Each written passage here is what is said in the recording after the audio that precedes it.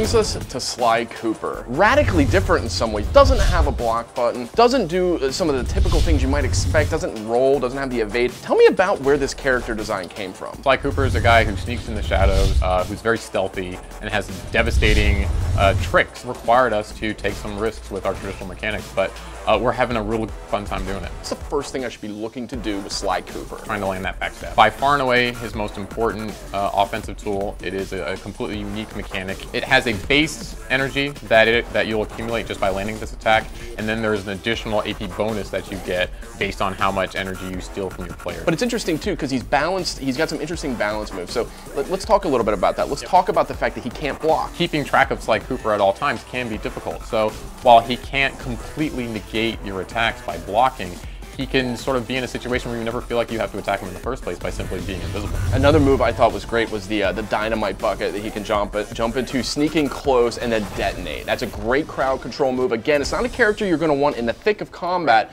but when you need to, that's a great go-to. Another really important move for Sly Cooper is the alarm clock. He can quickly stun an opponent and get them caught in sort of the sonic waves.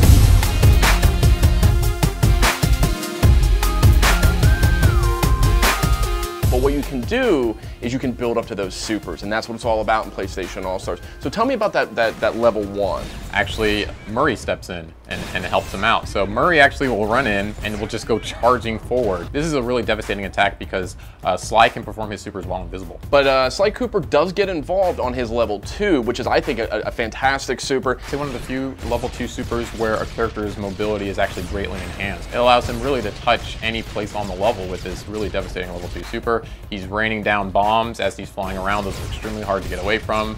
They have an explosive blast range on them, so not just the object itself, but also being around those objects is really bad. It's a really interesting dynamic. He's trying to keep away and trying not to fight too much, trying to stay in the shadows, but then that level 2 comes out and all bets are off. He's coming for you now. But then that leads us to the level 3. Bentley comes out and has a modified Bunaki comb that actually is, shoot to kill. He can capture quite a number of kills with that Bunaki comb. This is a super that does ask a little bit more of Sly Cooper in terms of skill and does allow his opponents to deal with the situation a little bit better. But again, if the fates align and he's able to use that super effectively, he can get a lot of kills with it. So in a nutshell, Sly Cooper, what kind of fighting game player should I be if I want to play as Sly Cooper? I really like investing a lot in a character who has a high risk but a high reward sort of play style, a character that you can feel really smart with, a character that you can be clever and tricky and frustrate your opponents with. I think Sly's really going to appeal to you.